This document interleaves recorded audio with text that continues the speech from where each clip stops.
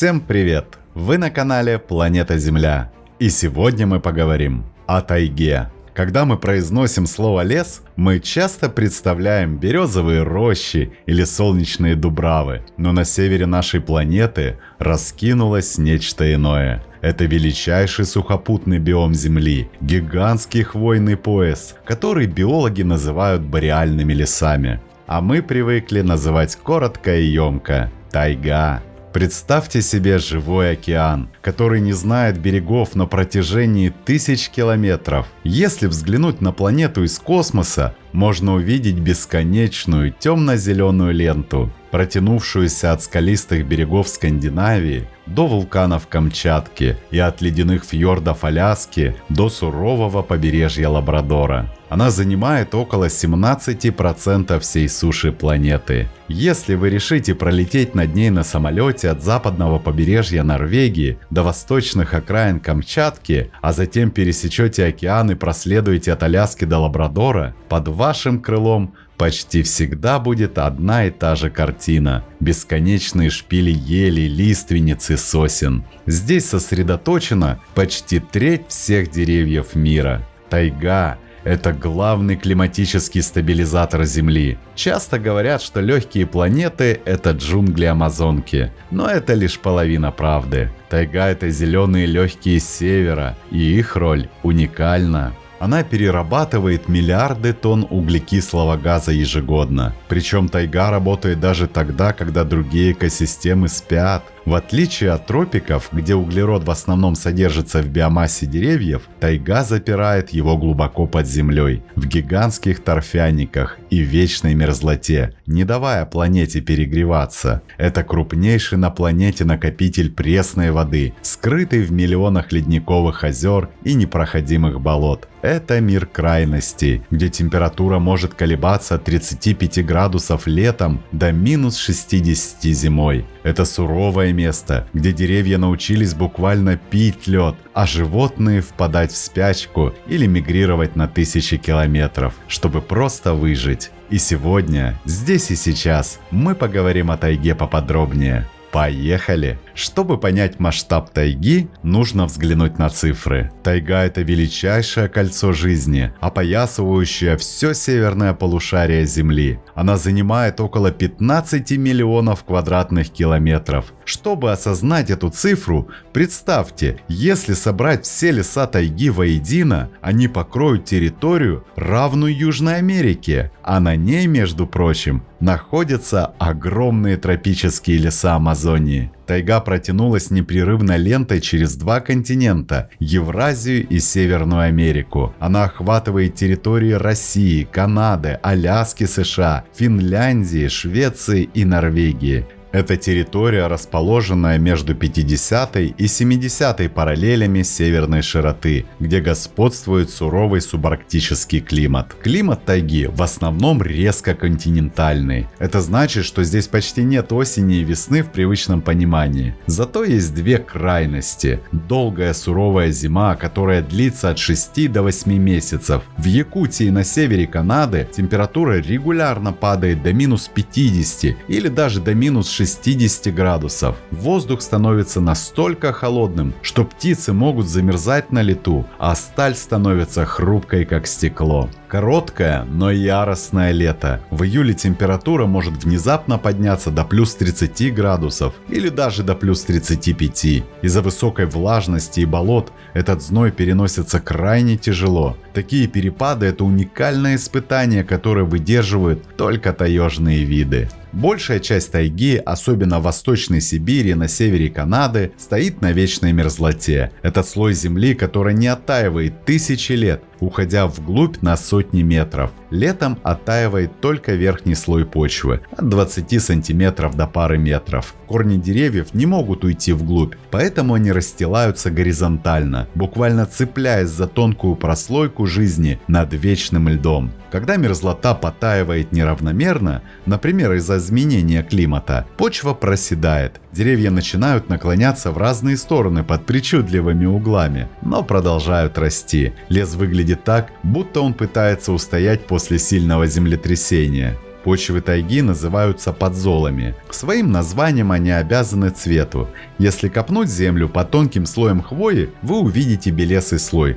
похожий на пепел или золу. Из-за постоянных дождей и таяния снега питательные вещества вымываются из верхних слоев. Опадающая хвоя выделяет органические кислоты, делая землю очень кислой и малопригодной, например, для сельского хозяйства. Тайга сама создает свою среду, суровую, бедную, но идеально подходящую для хвойных гигантов. Но было бы ошибкой считать тайгу однообразной. Она умеет принимать самые невероятные обличья, приспосабливаясь к дыханию океанов и высоте гор. Чтобы увидеть ее истинную многогранность, нужно выйти за границы привычного и отправиться в путь через континенты. И мы поподробнее рассмотрим тайгу. Наше путешествие начинается там, где западный край континента встречается с Тихим океаном. Здесь тайга не похожа на привычный нам северный лес. Это дождевые леса Аляски и Британской Колумбии. Благодаря теплому аляскинскому течению здесь никогда не бывает по-настоящему лютых морозов. Зато влаги столько, что воздух можно буквально пить. Деревья здесь настоящие колоссы. Ситхинские ели и пихты Дугласа уходят вершинами в вечный туман на высоту до 90 метров. Здесь царит вечный изумрудный сумрак. Мох покрывает не только землю, но и стволы, свисая с ветвей длинными седыми бородами лишайников. Но стоит нам двинуться вглубь материка, как декорации резко меняются. Мы упираемся в стену скалистых гор. Здесь тайга совершает свой великий подъем в облака. Лес здесь — это четкие этажи жизни. У подножья светлые сосновые боры, но чем выше мы поднимаемся, тем суровее становятся условия. На больших высотах ели и пихты стоят, прижавшись друг к другу, выдерживая удары ледяных ветров и тяжесть многометровых снегов. Спустившись с гор на восток, мы попадаем в бассейн реки Маккензи. Это позвоночник североамериканского севера. Река Маккензи диктует жизнь на тысячи километров вокруг. Ее долина – это гигантский коридор, по которому арктический холод беспрепятственно скатывается на юг. Здесь мы впервые видим флаговые деревья. Их ветви растут практически только с одной стороны, указывая направление постоянных ледяных ветров из Арктики. Далее наш путь лежит через озерный край. Два гиганта, Большое Медвежье и Большое Невольничье озера, выглядят как бескрайние внутренние моря. Они настолько огромны, что создают собственный климат. Летом они работают как гигантские аккумуляторы тепла, позволяя густой тайге забираться далеко на север, к самым границам тундры. Здесь на берегах этих озер заканчивается высокий лес и начинается царство карликовых елей. За ними раскинулся канадский щит, сердце и душа канадской географии. Это место, где земля обнажает свои древнейшие кости. Ледник, ушедший тысячи лет назад, содрал здесь слой почвы, оставив после себя голые гранитные лбы и миллионы каменных чаш, заполненных водой. Тайга здесь лабиринт. Деревья маленькие, жилистые, они вгрызаются корнями в трещины камней, борясь за каждую каплю питательных веществ. Это край тысячи озер, где воды иногда больше, чем суши. Завершается наше американское странствие на Лабрадоре. Это суровый восточный форпост. Здесь тайга выходит к Атлантике, и зрелище это незабываемо. Темно-зеленые ели стоят на скалах, а на горизонте в свинцовых водах океана медленно дрейфуют ослепительно-белые айсберги. Это предел лесного мира, за которым остается только лед и бескрайний Атлантический океан. А мы движемся через Атлантический океан в Евразию, к Скандинавскому полуострову. И наше путешествие по Старому Свету начинается на западе, в Феноскандии. Это Норвегия, Швеция, Финляндия и Карелия. Это край ледниковых ландшафтов. Тайга здесь растет на щитах, выходов древних кристаллических пород. Здесь мало глубокой почвы, поэтому лес часто светлый, сосновый. Огромные валуны, поросшие мхом, и курчавые лбы, сглаженные ледником скалы, создают рельеф, где лес постоянно перемежается с зеркалами озер. Вдоль берегов Норвегии тайга спускается в глубокие фьорды, практически касаясь соленой воды. Двигаясь на восток, мы попадаем в бассейн Печоры и Тиманского кряжа. Здесь расположены знаменитые девственные леса Коми. Это самый большой массив первозданной тайги в Европе. Здесь преобладает темнохвойный лес. Ели и пихты стоят так плотно, что внутри всегда царит полумрак и прохлада. Далее перед нами встает Уральский хребет. И это, дорогие друзья, не просто Уральские горы. Это важнейший климатический рубеж планеты. Урал перехватывает влажные ветры с Атлантики. Поэтому на западном склоне тайга влажная, моховая, с гигантскими елями. Но стоит перевалить через хребет в Сибирь, как характер леса меняется, воздух становится суше, а зимы намного суровее. Здесь начинается царство сибирского кедра и сосны. Мы выходим на западно-сибирскую низменность. Это самая большая плоская равнина в мире. Уклон здесь настолько мал, что реки текут медленно,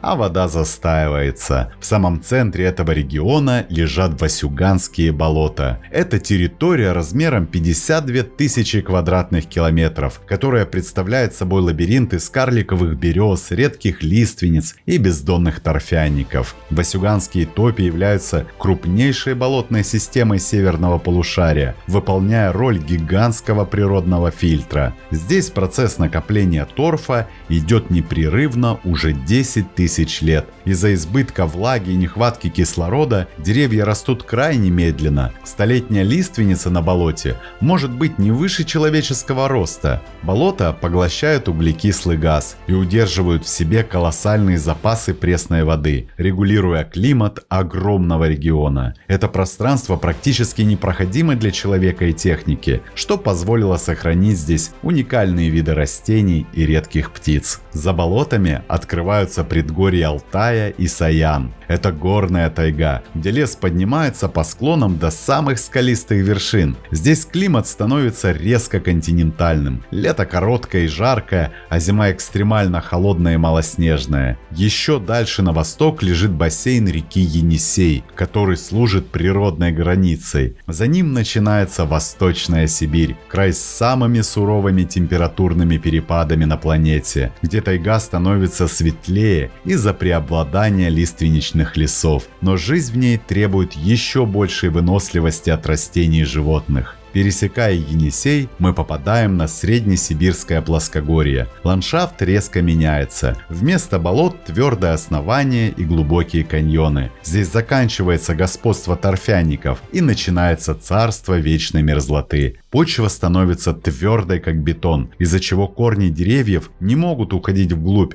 и стелются горизонтально. В этом регионе на смену елям и пихтам приходит лиственница, которая способна выживать в условиях, где земля промерзает на сотни метров. На севере базальтовый монолит плато Путарана. Это край столовых гор с плоскими вершинами. Тайга здесь ютится в глубоких долинах рек, защищенная скалами от арктических ветров. Это дикая, труднодоступная часть Сибири. Двигаясь дальше к Лене, мы оказываемся в зоне Верхоянского и Черского хребтов. Здесь тайга демонстрирует предел своих возможностей. В условиях вечной мерзлоты и морозов до минус 70 выживает в основном только лиственница даурская. Она сбрасывает хвою на зиму, превращаясь в скелет, чтобы весной за несколько недель короткого лета успеть проснуться и дать семена. Наш путь завершается у берегов Тихого океана. Джукджур и Сихотэ-Алинь – это горные цепи, которые стоят стеной на пути морских муссонов. Здесь тайга снова меняется. На юге, в Приморье, она сталкивается с субтропиками. Северная ель здесь переплетена лианами, а по соседству с соболем живет амурский тигр. Это самая богатая по биоразнообразию часть всей мировой тайги. Вообще ботаники делят тайгу на два принципиально разных мира – темнохвойную и светлохвойную. Разница между ними видна невооруженным глазом. И определяет она все. От того, какие грибы здесь растут, и от того, какие звери здесь охотятся. Темнохвойная тайга – это классический образ северного леса, преобладающий в Европе, на Урале и в Западной Сибири. Ее главные обитатели – это ель, пихта и сибирский кедр. Кроны этих деревьев очень густые и широкие. Они смыкаются в плотный шатер, который задерживает до 80% солнечного света и значительную часть осадков. Внутри такого леса всегда царит полумрак и прохлада, даже в жаркий полдень. Здесь нет буйного подлеска, потому что растениям внизу просто не хватает света. Земля здесь устлана сплошным ковром из зеленых мхов. Если наступить на него, нога утопает, как в дорогом персидском ковре. Из-за высокой кислотности хвои здесь выживают только специфические травы, например, кислица или линнея северная. Светлохвойная тайга – это тип леса господствует в Восточной Сибири, Якутия, Забайкалье и некоторые районы Канады. Главные герои здесь – лиственница и сосна. Хвоя лиственницы мягкая и редкая, а кроны сосен высоко подняты над землей. Они почти не задерживают солнце. Это светлые, прозрачные леса. Здесь нет того давящего чувства, как в ельнике. Благодаря обилию света здесь буйно разрастается то, за что мы так любим тайгу. Ягодники. Целые поля черники, брусники и голубики покрывают землю. Осенью лиственничная тайга превращается в пылающий золотой океан, так как лиственница практически единственное хвойное дерево, которое сбрасывает иголки на зиму. Не забываем о болотном кипарисе и метасеквое, но они растут в другом климате. Если мы сделаем вертикальный срез тайги, то увидим четкое распределение ролей. Лесной дом разделен на этажи-ярусы, и у каждого жильца здесь свое место. Первый ярус – это кроны, солнечная электростанция леса. Высоко над землей, где сосны и ели вонзаются в синеву, кипит самая светлая жизнь. Здесь хвоя жадно ловит каждый луч, превращая свет в силу дерева, и зреют тугие смолистые шишки. В этом поднебесном мире хозяйничают птицы-специалисты. Глисты своими кривыми клювиками потрошат чешуйки, а суетливые кедровки набивают зубы орехами, готовя запасы на всю округу. Второй ярус – это подлесок. Тенистый приют кустарников. Чуть ниже, под защитой исполинов, раскинули ветви рябина, можжевельника и ольха. Это густое переплетение веток служит надежной крепостью для мелкого лесного люда. Здесь в затишье вьют гнезда певчие птицы, а кусты ольхи и рябины работают как большая столовая, угощая всех желающих горьковатыми ягодами и почками. Третий ярус – это кустарнички, приземный мир ягод и трав. У самых ног лесных великанов стелется ковер из брусники, черники и вечно зеленых трав. Этот этаж живет по своим законам. Здесь шныряют мыши-полевки и прячутся от хищников выводки тетеревов. Лето здесь пахнет спелой ягодой, а зимой кустарнички первыми засыпают под снежным одеялом, сохраняя под ним свои зеленые листья. Четвертый ярус – это мохово-лишайниковый слой. Критически важный слой тайги. Это мягкий ковер устилает землю сплошным покровом, и работа у него самая ответственная. Мох впитывает воду, как большая губка, не давая весенним ручьям сразу убежать в реки, а сохраняя влагу для деревьев на все лето. Зимой этот слой превращается в плотное одеяло. Он не пускает лютый мороз глубоко в почву, оберегая корни от вымерзания, а в летний зной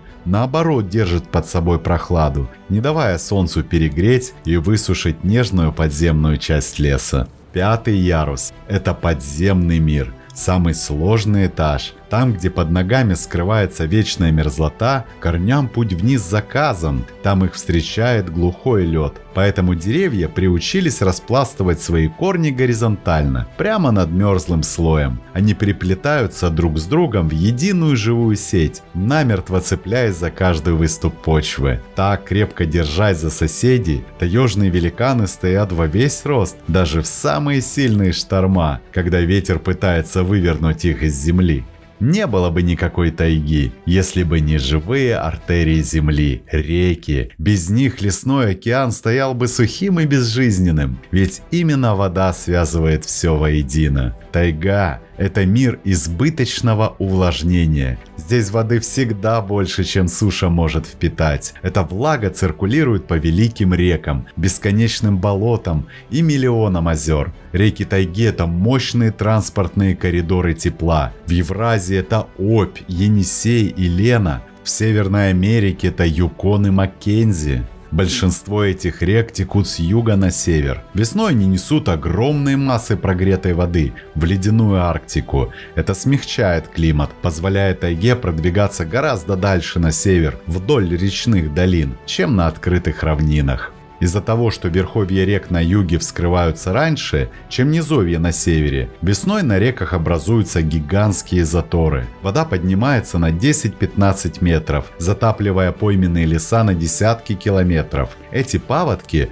приносят на землю плодородный ил, создавая в долинах рек настоящие таежные оазисы. Если реки – это артерии, то болото – это почки и печень тайги. Особенно это заметно в Западной Сибири и в низменностях Гудзонова залива. Васюганские болота – гигантский природный фильтр. Торф, который здесь накапливается тысячелетиями, поглощает токсичные вещества и удерживает в себе колоссальное количество углерода. Если бы эти болота высохли и загорелись, климат планеты изменился бы необратимо. В Восточной Сибири на вечной мерзлоте существуют мари, заболоченные лиственничные редколесья. Здесь вода стоит на поверхности, потому что мерзлая земля не дает ей уйти вглубь. Это создает странный пейзаж. Редкие чахлые деревья, растущие прямо из кочек и сплошного слоя сфагнового мха. По тайге разбросаны миллионы крупных и озер поменьше. В Канаде и Карелии озера занимают впадины, выпаханные древним ледником в гранитном щите. В Якутии озера рождаются иначе. Когда под воздействием тепла вытаивают линзы подземного льда, почва проседает, образуя воронку,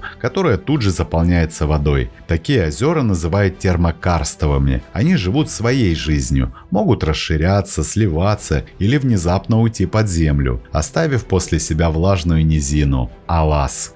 Так вода и мерзлота вечно спорят друг с другом, меняя лицо земли. Но не только стихии перекраивали этот край. Тайга веками служила естественным барьером, суровым и неприступным домом, куда человек не решался заходить глубоко. Но две силы заставили людей войти в этот суровый бескрайний лес. Это мех, который называли мягким золотом, и поиск пути к океанам. Однако задолго до того, как за Соболем пришли первопроходцы, здесь уже тысячи лет кипела жизнь. Тайга никогда не была пустой. Она была родным домом для коренных народов, которые понимали ее язык лучше всех на свете. Эвенки, ханты, манси веками кочевали по этим землям. Они не строили каменных городов, потому что знали, лес кормит того, кто постоянно движется. Их домом был чум, который можно было собрать за час и двинуться дальше вслед за оленем стадом. Для них тайга была не враждебной глушью, а живым существом, с духами, с которыми нужно уметь договариваться. Жизнь этих людей была подчинена строгому лесному календарю. Зимой охота, когда широкие лыжи позволяют бесшумно скользить по глубокому снегу. Летом стоянки у рыбных рек, где плелись сети и выдалбливались лодки из цельного ствола кедра. Они знали каждое дерево и умели читать следы на мху так же легко, как мы читаем книги. Позже к ним добавились и другие постоянные жители – староверы. В 17 веке, когда церковь и государство начали менять старые порядки, тысячи старообрядцев двинулись в самые глухие уголки тайги. Они бежали от преследований. Для них непролазная чаща и бездонные болота стали надежной крепостью, защищавшей их уклад жизни на столетия. Но немного раньше, в конце 16 века, русские первопроходцы начали движение за Уральский хребет. Скорость этого продвижения поражает воображение. Всего за 60 лет человечество прошло путь от Урала до берегов Тихого океана. Главным инструментом покорения тайги стали не лошади, а лодки. Люди использовали великие сибирские реки как скоростные шоссе. Они поднимались по одной реке до самых верховьев, перетаскивали лодки волоком через водоразделы и спускались по притокам следующей реки. В ключевых точках слияния рек, переправы возводились деревянные крепости, остроги. Тюмень, Тобольск, Якутск, Иркутск – почти все крупные города Сибири выросли из этих маленьких таежных форпостов. И, конечно же, движущей силой был Соболь и другая пушнина. Налоги, которые платили местные народы и добывали охотники, составляли до трети доходов государственной казны того времени. На другом конце света, в лесах Северной Америки, освоение тайги тоже неразрывно связано с реками и пушниной. Там возник особый класс людей – вояжеры. Их работа заключалась в транспортировке меха на огромные расстояния по рекам Маккензи и Святого Лаврентия. Жизнь вояжера – это монотонный и тяжелый труд. По 15 часов в сутки они проводили в каноэ, работая веслами. Когда река становится непроходимой из-за порогов или завалов, лодки и груз приходилось переносить на себе. В конце 19 века тайга содрогнулась от топота тысяч ног. Клондайк на Аляске и в Канаде заставил людей строить города там, где раньше не ступала нога человека. Это принесло в тайгу технику, телеграф и первую железную дорогу. Тайга была не только домом и дорогой, но и огромной тюрьмой без стен. Для тысяч людей она стала местом принудительного труда и ссылки, где сама природа служила конвоем. Каторга в этих краях была неразрывно связана с добычей богатств. В Забайкалье и Преамурье заключенные вгрызались в вечную мерзлоту, добывая золото и работая на лесозаготовках. Жизнь на каторге – это бесконечная борьба с ледяным камнем под землей и гнусом на поверхности.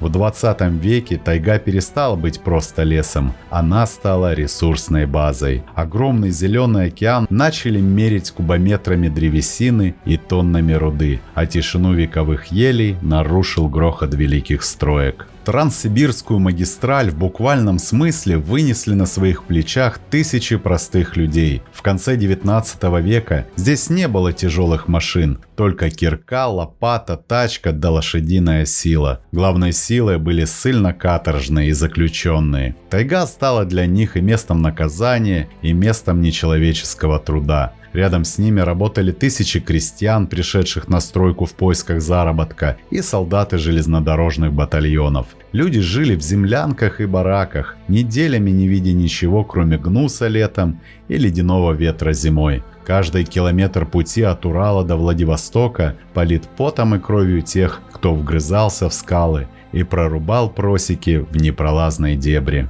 История Байкало-Амурской магистрали не менее сложнее и трагичнее. Начало пути в 1930-х годах, знаменитый Бамлак – это одна из самых мрачных страниц. Дорогу строили заключенные ГУЛАГа. В условиях дикого мороза и голода без специальной техники люди прокладывали первые просеки и возводили насыпи. Для многих из них тайга стала последним пристанищем. В 1974 году БАМ обрел второе дыхание. Теперь это была стройка века, куда по комсомольским путевкам ехала молодежь со всего Союза. Это были инженеры, добровольцы и строительные отряды из всех республик. Они ехали за романтикой и за подвигом, строя не просто дорогу, а новые города среди глухой чащи. Именно это смещение судеб от подневольного труда заключенных до искреннего энтузиазма молодых строителей и создало ту стальную нить, что прошила горы и мерзлоту.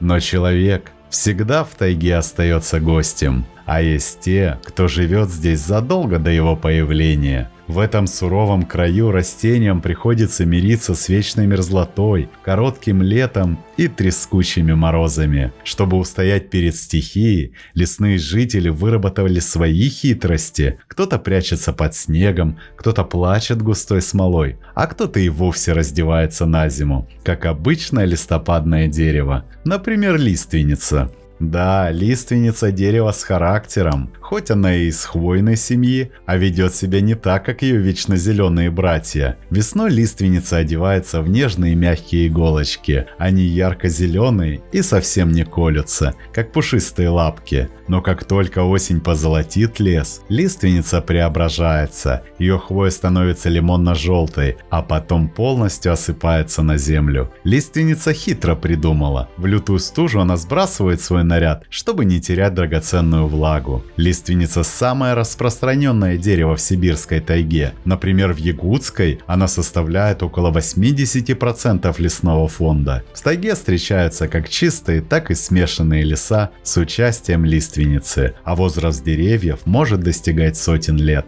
А там, где растет ель, всегда царят таинственные сумерки. Ее густые колючие лапы спускаются до самой земли, пряча лесные секреты. Ель – дерево теневыносливое. Оно может годами ждать своего часа в тени великанов. пока не пробьется к солнцу. Корни у ели не глубокие, они стелются по поверхности земли, как цепкие пальцы, поэтому сильный ветер часто валит старые ели, выворачивая их с корнем. В таких завалах под вывернутыми корнями любят устраивать берлоги медведи. Иголки у ели короткие и очень острые. Она носит свое темное платье и зимой, и летом. Ближайшая родственница ели пихта, но выглядит она более нарядно и мягко. Ее хвоя плоская, не колючая, а если ее растереть в ладонях, почувствуешь сильный аромат смолы. Главное отличие пихты – ее шишки. В отличие от еловых, которые свисают вниз, пихтовые шишки стоят на ветках вертикально, как свечки. Совсем другое дело сосна. Это дерево света. В сосновом бору всегда сухо и светло, а стволы деревьев светятся медью под лучами солнца. Сосна тянется ввысь, стараясь поднять свои ветви поближе к небу, поэтому внизу ее стволы ровные и чистые. Сосна может расти на голых скалах или на зыбучих песках, где другие деревья долго не продержатся. Ее мощный корень-якорь уходит глубоко в землю, поэтому никакая буря сосну не повалит. Воздух в сосновом лесу чистый и смолистый, дышится в нем легко и вольно. А это сосна сибирская, кедровая, которую чаще называют просто сибирским кедром. Это щедрый хозяин и главный кормилец тайги. Это дерево-богатырь с густой мягкой хвоей, которая растет пучками по 5 иголочек. Кедр живет долго, до 500 лет, и все это время кормит лесной народ. Его тяжелые шишки прячут в себе те самые орешки, за которыми охотятся все, от маленькой мышки или бурундука и птицы-кедровки до бурого медведя. Вокруг кедра в тайге крутится жизнь всей округи. А береза с осиной в тайге играет роль первопроходцев. В отличие от степенных хвойных деревьев, эти лиственные породы всегда спешат занять любое свободное место. Береза в тайге – временная хозяйка. У нее белая кора, которая отражает солнечные лучи, и мелкие вечно дрожащие листочки. В березовом лесу всегда светло и просторно. Береза очень любит солнце и не боится открытых мест. Ее семена – крошечные самолетики с крылышками, которые ветер разносит на огромные расстояния. Как только в тайге освобождается пятачок земли после пожара, например, или вырубки, береза тут же приземляется туда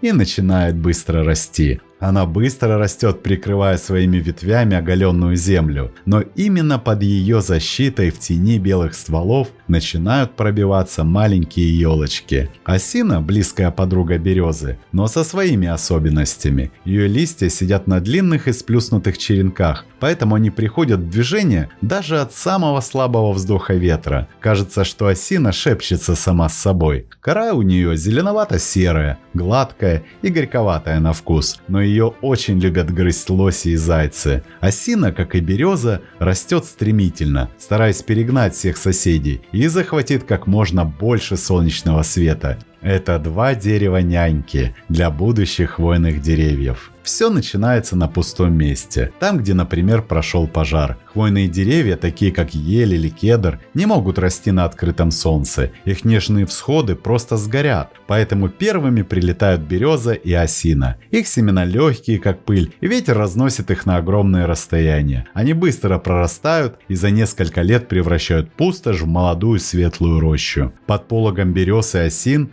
жизнь меняется. Лиственные деревья создают тень, которую защищает землю от палящего зноя летом и от резких заморозков весной. Каждую осень они сбрасывают листву, которая перегнивает и превращается в мягкую, богатую почву. Это идеальные условия для ели и кедра. Под защитой своих нянек они начинают медленно проклевываться из земли. Десятилетиями хвойные деревья растут в тени, почти незаметно для глаза. Они могут прибавлять всего по несколько сантиметров в год, наращивая мощные корни и привыкая к лесной прохладе. Пока березы шумят листвой наверху, ели и кедры терпеливо ждут своего часа. Наконец наступает момент, когда ели перерастают берез. Они поднимают свои густые лапы выше лиственных макушек и закрывают солнце. Береза и осина очень любят свет, и в густой хвойной тени они жить не могут. Лиственные деревья начинают дряхлеть и засыхать, а их место навсегда занимают вековые хозяева тайги. Старый светлый лес падает, а над ним встает суровая темная хвойная чаща. Встречается ольха. Это дерево любит воду и часто селится по берегам лесных ручьев и малых рек. Ольха примечательна тем, что ее листья даже осенью не желтеют. Они так и опадают на землю зелеными. На ее ветках можно увидеть маленькие темные шишечки, которые остаются висеть всю зиму. Ольха дружит с особыми бактериями на своих корнях, которые помогают ей добывать питание прямо из воздуха. Поэтому она может расти там, где другим деревьям слишком скудно. А рябина – настоящая лесная красавица и кормилица. Осенью она загорается ярко-красными гроздями ягод, которые висят на ветках до самых сильных морозов. Эти ягоды – главное спасение для птиц в зимнюю бескормицу. Птицы клюют их, перелетают с места на место и так рассеивают семена рябины по всей округе. Можжевельник – крепкий хвойный кустарник с очень колючими иголками. Он растет медленно, зато живет долго. Вместо привычных шишек на нем созревают сизые, почти черные ягоды,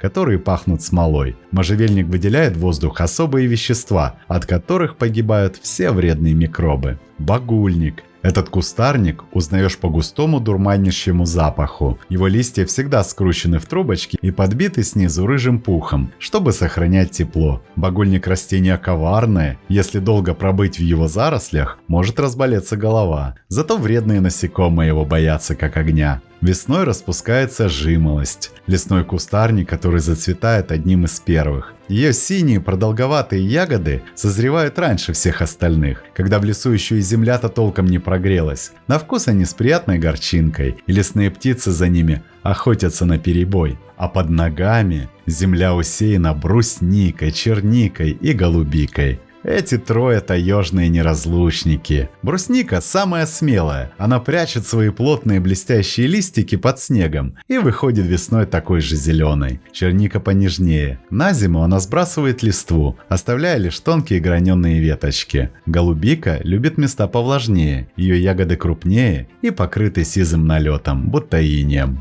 А клюква – жительница моховых болот. Ее тонкие, как ниточки, стебли стелются прямо по кочкам, а на них качаются крупные красные ягоды. Клюква-ягода лекарь. Она не боится даже самого лютого мороза и может всю зиму пролежать под снегом, становясь к весне только слаще.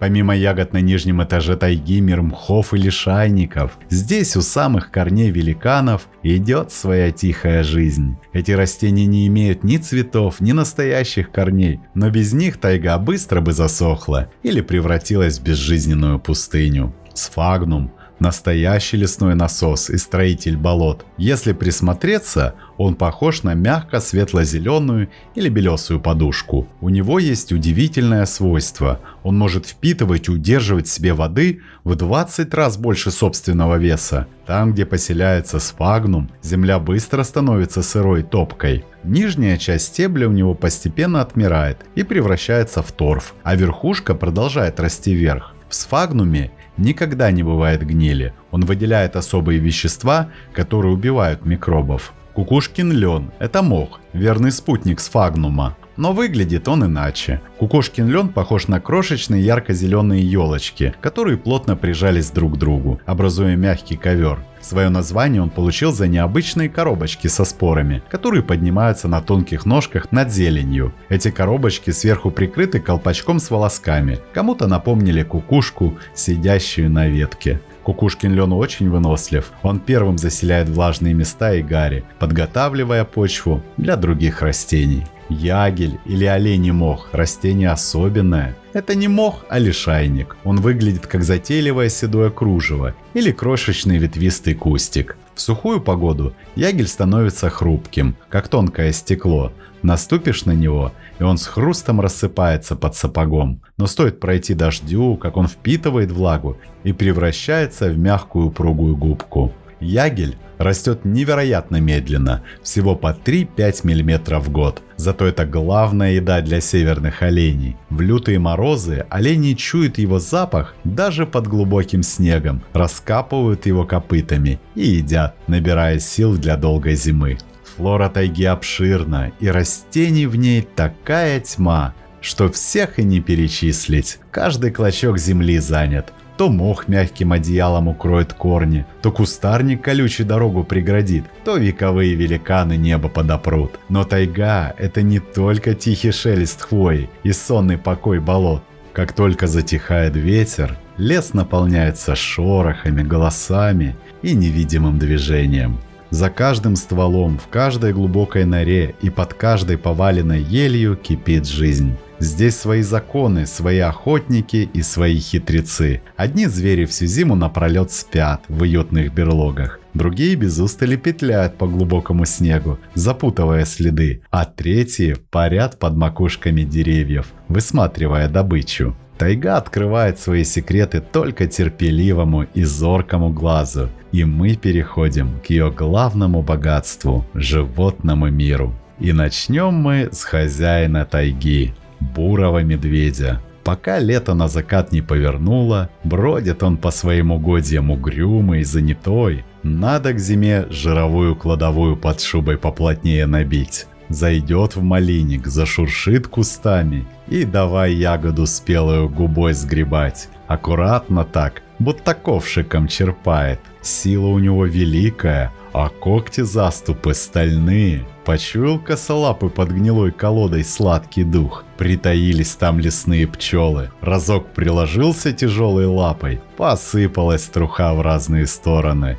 и блеснули в сумерках янтарные соты с густым медом. Характер у хозяина ворчливый, строгий, идет по тропе и порядок наводит. Увидят звери на высокой еле кору ободранную, значит, стоял здесь медведь на задних лапах, метил территорию. Это он соседям наказ дает. Глядите, какой я великан, не смейте в мой малинник соваться. А как запахнет в воздухе первым литком, присмотрит крепкий выворот под корнями столетней ели, натаскает туда гору сухого мха, перины из хвои собьет, уляжется поглубже и закроет глаза до самой весны, выставив черный нос навстречу вьюгам. В то время как медведь готовится ко сну, на лесную дорогу вышла серая семья. Волк-отец идет впереди, за ним мать, а следом, стараясь попадать лапа в лапу, тянутся молодые переярки. В тайге волку не разгуляться так, как в чистом поле. Везде завалы, коряги да бурелом, поэтому волки хитроумно используют замерзшие реки. Лед гладкий, катись по нему хоть версту, лапы не устанут. У волка нюх как компас, и начинает советоваться со стаей. Поднимут голову к бледной луне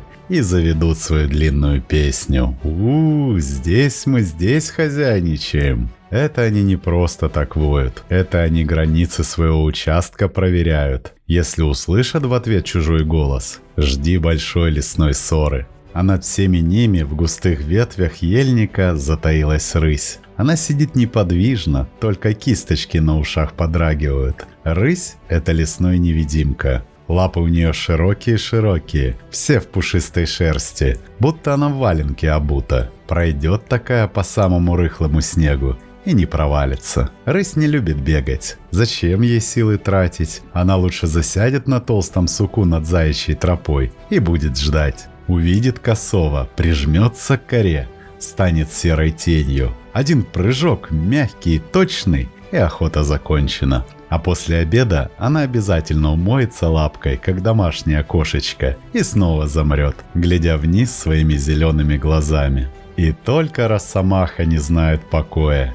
Этот зверь самый неугомонный в тайге. Медведь спит, волки воют, а росомаха все бежит и бежит по лесу. Маленькая, косолапая, похожая на маленького медведя с пушистым хвостом. Она никого не боится. Росомаха знает, лес всегда что-нибудь да подарит. Там волк косточку не догрыз, тут птица добычу выронила. У росомахи шуба особенная, никакой иней к ней не пристает, никакая вода ее не берет. Уляжется в сугроб, свернется калачиком, и никакой мороз ей не страшен.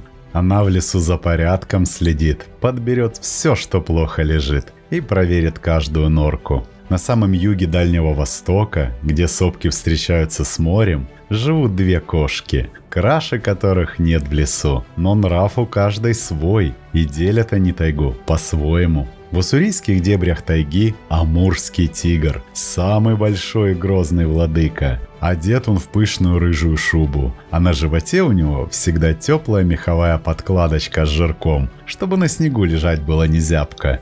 Идет тигр по лесу, ни одна веточка под его тяжелой лапой не хрустнет, ни один кустик не колыхнется. Сила у него такая, что может он оленя и зюбря одной лапой повалить. Но зря тигр когти не кажет. Бродит он по долинам рек, проверяет кабаньи тропы, да поглядывает, чтобы чужаки в его владение не заходили. Если увидит тигр на дерево следы медвежьих когтей, обязательно свои выши поставит. Пусть знают все, кто в тайге настоящий хозяин. А голос подаст: «Прячьтесь!» Над всей тайгой слышен его рык, будто гром в горах перекатывается. А повыше, на крутых скалистых кручах, затаился дальневосточный леопард. Эта кошка редкая, осторожная, глазом ее не поймать. Шкурка у нее вся в черных розетках, будто тени от листьев на золотой песок упали. Леопард тигру не соперник, он хитростью берет. Пока большой полосатый брат внизу по низинам кабанов караулит, леопард по каменным карнизам лазает, сверху на мир поглядывает. Глаз у него как у орла, прыжок как молния, заляжет на скале, прижмется к серым камням и ждет, когда косуля на водопой пойдет. Леопард мастер по горам карабкаться, там его дом. Там его никто не потревожит. Зимой, когда мороз прижмет, мех у него становится густым-густым, а пятна чуть бледнее, чтобы со снегом и скалами слиться. Сидит он на уступе, хвостом пушистым обернется и смотрит на тайгу, тихий и гордый. Есть кошки и поменьше. Вон в зарослях притаился лесной кот. С виду кошка кошкой, пятнышках да полосках, но нрав у него дикий, нелюдимый. Скрывается он в дуплах да скалах. По ночам на птиц охотится и на глаза человеку старается не показываться. А в густом таежном подлеске среди поваленных стволов и корней кипит своя жизнь. Здесь обитают мастера скрытности, каждый из которых носит шубку один краше другого. Соболь – главная гордость сибирских лесов. Зверек быстрый и сметливый, мех у него густой, темный, бархатный, а на горле светлое пятнышко сияет. Живет он в самом буреломе, ловко скачет по поваленным кедрам, будто ртуть переливается. Соболек-охотник неутомимый, и мышь под снегом учует,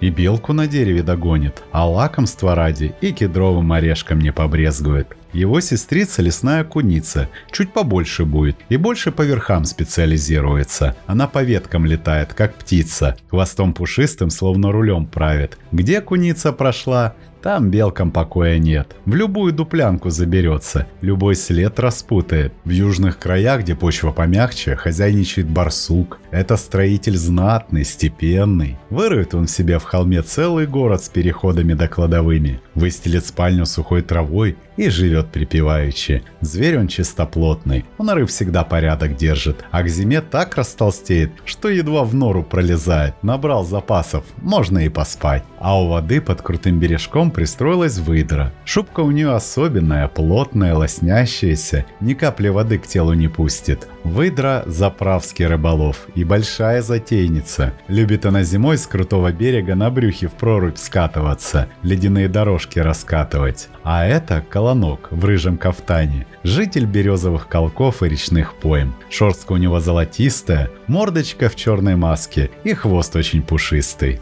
Его брат по семейству горностай, зверек благородный, зимой в белоснежную шубку наряжается, только кончик хвоста черным угольком светится. Он смел необычайно, на водяную крысу нападет, глазом не моргнет. А самая маленькая среди них – это Ласка. Тонкая, гибкая, пролезет в любую мышиную норку. Зимой она тоже вся белая, в сугробе ее не приметишь, только глазки-бусинки блестят. А в уссурийских дебрях из куньих верховодит харза. Окрас у нее диковинный, голова черная, грудка лимонная, а сама золотом отливает. Это куница-великан. Она в одиночку не ходит, все больше стаей. Харза так-то сильна и дерзка, и может даже маленького оленя-кабаргу по глубокому снегу загонять. А в лесах далекой Америки живет ее родич Илька. Это угрюмый, сильный хищник, который даже на колючего дикобраза охотиться умеет. Знает хитрец, как к нему подступиться. Тут же по прибрежным камышам бродит американская норка. За лягушками да мелкой рыбешкой приглядывает. Ну а лисица в тайге на любой лад встречается. Бывает просто рыжая огнем горит, бывает сиводушка похмурее с темным налетом, а бывает и крестовка. У той на спине темный крест из шерсти выложен. Лиса первая мастерица мышковать. Прыгнет в сугроб вниз головой, только хвост снаружи крутится и обязательно с добычей в зубах покажется. Но не только хищники водятся в тайге, есть и те, на которых они охотятся. В таежных дебрях, где лес расступается, открывая взору широкие болота или крутые скалы, живут звери статные, сильные. Это лесные великаны и горные прыгуны, чьи тропы прорезают тайгу из края в край. Самый старший, могучий в тайге – это лось. Голова у него тяжелая, горбоносая, а на ней рога широкие, как лопаты зазубренные. Ноги у великана длинные, ходульные, по любому болоту пройдет, через любой завал перешагнет. Лось – зверь мирный, пока его не рассердишь. Любит он в лесных озерах кувшинками лакомиться или кору с осин обдирать. А если встретит волка на узкой тропе,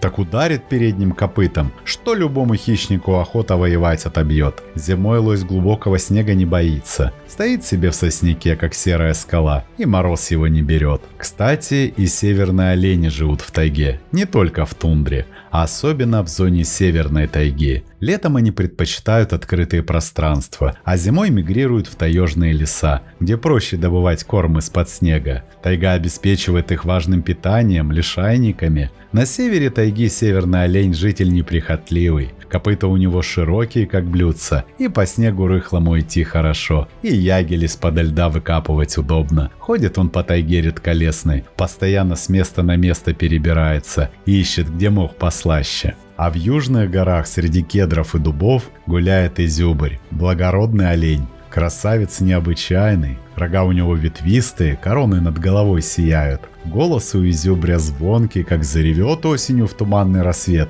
так по всем падям эхо катится, других самцов на бой вызывает. Есть в тайге и совсем чудной олень – кабарга. Ростом она невелика, рогов вовсе не носит, зато у самцов изо рта два острых клыка торчат. Живет кабарга там, где скалы да обрывы. Копытца у нее острые, цепкие, прыгнет на крохотный каменный уступ и стоит, не шелохнется. От врагов она не силой, а хитростью спасается. Так запутает след, такими кручами проскочит, что ни рысь, ни харза за ней не поспеют. Там, где тайга помягче, роет землю своим пятачком дикий кабан. Ходит он семьей, хрюкает, желуди да кедровые орешки из-под опавшей листвы добывает. Зверь он крепкий, и если рассердится, клыками любого врага располосует. Рядом с ним на солнечных опушках пасется косуля. Тонконогая, чуткая, уши топориком. Чуть хрустнет ветка, она уже в воздухе летит, белым зеркальцем мелькает. Когда в тайге затихает тяжелый шаг лося, из-под коряк и с высоких веток выглядывают те, кто поменьше, но числом побольше. У них свои заботы, как кладовые наполнить, да от зубастых хищников уберечься. Заяц-беляк – первый хитрец по части маскировки. Летом он в серой шубейке ходит, под цвет земли и сухой травы. А как только зима на порог, переодевается в белоснежный тулупчик. Только кончики длинных ушей черными угольками остаются. Лапы у беляка к зиме обрастают густым волосом, становятся широкими и пушистыми. Идет косой по самому рыхлому снегу, словно на лыжах, и нигде не провалится. Сидит он под кустом, прижмет уши к спине, и нет его, один сугроб среди леса. А белки в тайге – самые хлопотливые хозяйки. То за грибом на землю спустится, то шишку на самую макушку еле потащит. К зиме она серебристую шубку надевает, теплую пушистую. Хвост у нее вместо руля и парашюта. Прыгнет с ветки на ветку и летит, распушившись. Гнездо свое гайно белка мхом изнутри затыкает, чтобы никакой мороз внутри не прокрался. А ночью, когда обычная белка спит, из дупла выбирается летяга. У нее между лапками кожаная перепонка натянута. Сама серая, глазастая, расправит летяга свои крылья и бесшумно скользит в ночном воздухе, перелетая с дерева на дерево. А это бурундук, зверь нарядный. На спине у него 5 темных полосок прочерчено. Это самый запасливый таежник. Весь август и сентябрь он орешки кедровые, защечные мешки набивает и в нору тащит. Кладовые у него знатные, все по сортам разложено, все просушено. Бурундук зверь разговорчивый, перед дождем всегда по-особому посвистывает. Лесных жителей о перемене погоды предупреждает. На лесных речках и тихих затонах заправляют мастера водного дела. Бобр, строитель серьезный, повалит осину, разделит на части и ладит из них плотины до хатки. Хвост у него лопатой, чешуей покрыт, и весло, и руль. И по воде ударить можно, если опасность зачует. А рядом в камышах андатра шныряет. Зверек небольшой, но юркий, плывет, только нос да длинный хвост над водой видны. Нору она себе роет в крутом берегу, с выходом прямо под воду, чтобы ни лиса, ни волк до нее не добрались. А мы на птиц посмотрим. У птичьего народа свои порядки, свои песни и свои удивительные способности по части выживания. Самый важный среди пернатых тайги – глухарь, настоящий лесной петух. Да что там петух, ростом с доброго индюка, в тяжелом черном пере с зеленым отливом. Живет он в хвойной глухомане, мох клюет, да хвою щиплет. Весной, когда еще снег в лесу не сошел, заводит глухарь свою песню ток, распустит хвост веером, крылья опустит и щелкает, будто сухие сучья ломаются. В этот миг он ничего вокруг не слышит, весь в песне своей, зато его и прозвали глухарем. А зимой он в снег зарывается, как в перину, и там в тепле долгие морозные ночи коротает. А это кедровка, птица крикливая, пестрая, первая помощница таежному кедру. Она весь сентябрь только тем и занята, что орехи по тайным местам прячет, засунет в мох или под кору, а зимой ищет, да только не все находит. Те орешки, что в земле остались, весной ростки дают. Так маленькая птичка огромные леса сажает. А клёст – еще одно чудо таежное. Клюв у нее крестом сложен, чтобы ловко чешуйки у шишек отгибать да семена доставать. Клесты настолько холода не боятся, что птенцов своих выводит в самый лютый мороз. В феврале сидит клестиха на гнезде среди заснеженных лап ели, греет деток, а отец ей из шишек обеды носит. А как только солнце за сопки закатится, вылетают на охоту ночные разбойники. Бородатая неясыть, сова огромная, головастая, в сером пере, а под клювом у нее черное пятно, ровнобородка. Летит она меж деревьев бесшумно, как тень, одним только ухом мышь под снегом за километр чует. А в самых глухих дебрях ухает филин. Глаза у него желтые, горят в темноте, а на голове перьевые ушки торчат. Звук его голоса на всю тайгу разносится, жуть на лесной народ наводит. Филин охотник сильный, может и зайца подцепить, и даже рябчика с ветки снять. Рябчик – птичка небольшая, скромная, вся в сереньких да рыжих пестринках, под цвет хвои и веток. Чуть почует неладное, взлетит на ветку, прижмется к стволу и замрет. Глазом его не найти, пока сам не шелохнется. На Дальнем Востоке живет его родня – дикуша. Птица эта совсем не пуганая, человека близко подпускает, за что ее смиренной курочкой зовут. Сидит на ветке себе, смотрит черным глазом, и кажется, что нет в лесу существа более спокойного. А вот тетерев – полная ее противоположность. Это птица открытых пространств. Он не любит глухую сомкнутую чащу, предпочитая опушки, таежные гари и березовые перелески, граничащие с болотами. Тетерев птица осторожная и шумная. Весной, когда тайга начинает просыпаться, самцы собираются на таковища, открытые лесные поляны. Там они распускают веером свои сине-черные хвосты, раздувают красные брови и затевают яростные драки, которые слышны за километры. Их громкое бормотание или чуфыканье – это первый верный признак того, что зима в тайге закончилась. Зимой же тетерев, как и рябчик, спасается от лютых морозов в снегу. Сложив крылья, он камнем падает с ветки в сугроб и пробивает там глубокую нору-камеру. В этом снежном доме птица проводит большую часть суток, выходя наружу лишь на пару часов, чтобы быстро набить зоб березовыми почками или сережками ольхи. Когда стихает шум птичьих крыльев и замирает лесной шорох, остается лишь тихий плеск воды в реках, да едва слышная жизнь тех, кто не носит ни перьев, ни теплого меха, но и у них в тайге свои чудеса имеются.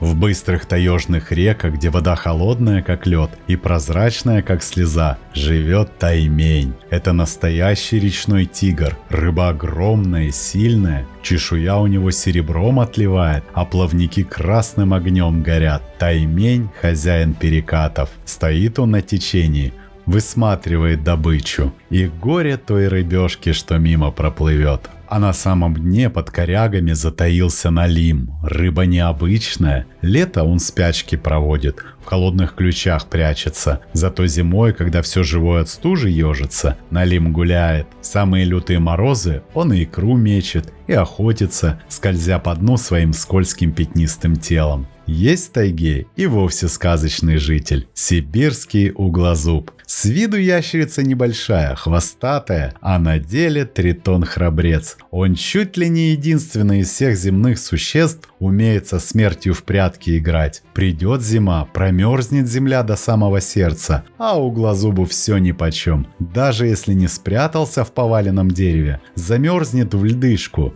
застынет в вечной мерзлоте. А как только солнце землю пригреет, оттает, моргнет глазом и пойдет по своим делам, будто и не спал вечность в ледяном плену. На солнечных припеках, на мшистых кочках греется обыкновенная гадюка. Свернется зигзагом, чешуей поблескивает. Змея не злая, первой не нападет. Все больше от человека в траву идти норовит. А в лесных лужах по весне остромордая лягушка просыпается. Удивительное дело, весной самцы лягушки становятся небесно-голубыми, как кусочки майского неба в воду упали. Поют они свои песни, тайгу о природе настоящего тепла извещают. Ну и какая же тайга без гнуса? Комары, мошка да слепни, великая рать лесная. Тучей ходят они по лесу, звенят на миллион голосов. Миллиарды личинок насекомых в болотах – это фундамент пищевой цепи для миллионов перелетных птиц. Без гнуса тайга бы просто замолчала. Комары, мошка и слепни – это то, что делает тайгу непригодной для массового расселения человека. Таежный человек знает, гнус – это лучшая охрана. Не будь его, давно бы люди все леса вытоптали, всех зверей распугали. А так охраняет комар тайгу, не дает чужаку в глубинку зайти.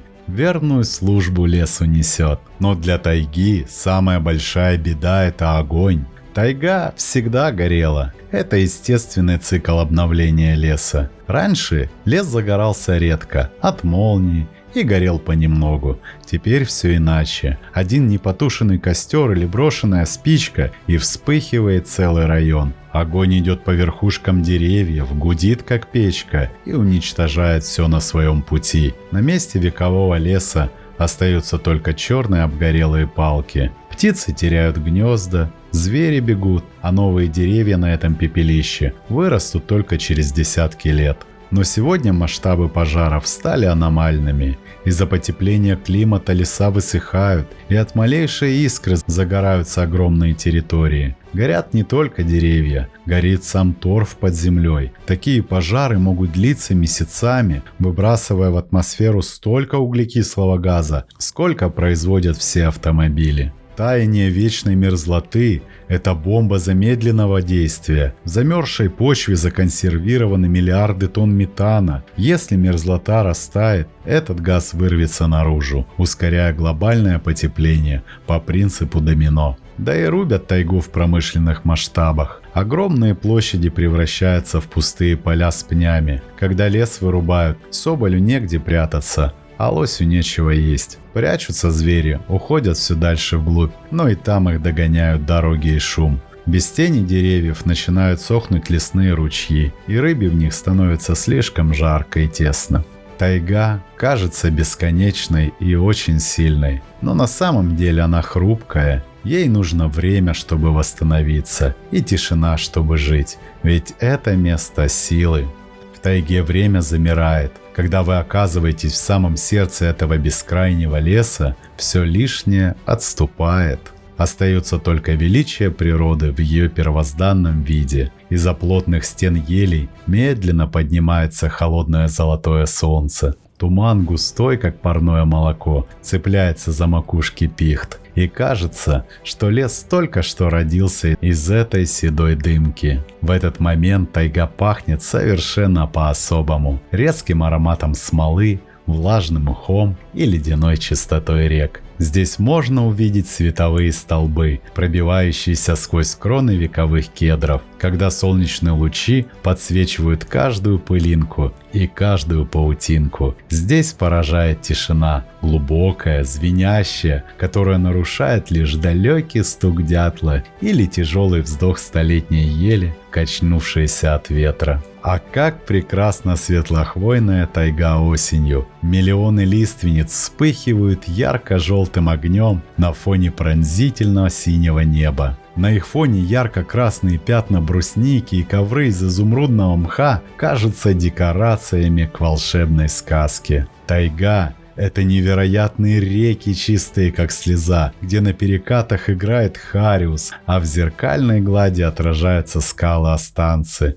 Это ночное небо, какого не увидишь в городе. Здесь звезды кажутся такими близкими и яркими, что кажется, их можно коснуться рукой. И если вы хоть раз почувствовали это дыхание северного леса, вы никогда его не забудете. Тайга — это и есть истинное лицо нашей планеты, суровое, но бесконечно прекрасное, в своей дикой, нетронутой чистоте. Тайга — это огромный дом, и в этом доме нет ничего лишнего. И колючая хвоя, и старый пень, и даже кусачий комар. Все для чего-то нужно. Все крепко-накрепко друг с другом связано. Один узелок развяжешь, вся сеть поползет. И человек в этом доме – гость. А гостю не нужно ломать стены или мусорить. Если будем мы к тайге с добрым сердцем приходить, если научимся слушать ее тихий шепот и беречь ее покой, то и она нас отблагодарит. И чистой водой, свежим ветром и воздухом. Смотрим, слушаем, записываем, подписываемся. Не забываем ставить лайки и делиться этим видео с друзьями. Это очень помогает продвижению. С вами канал Планета Земля.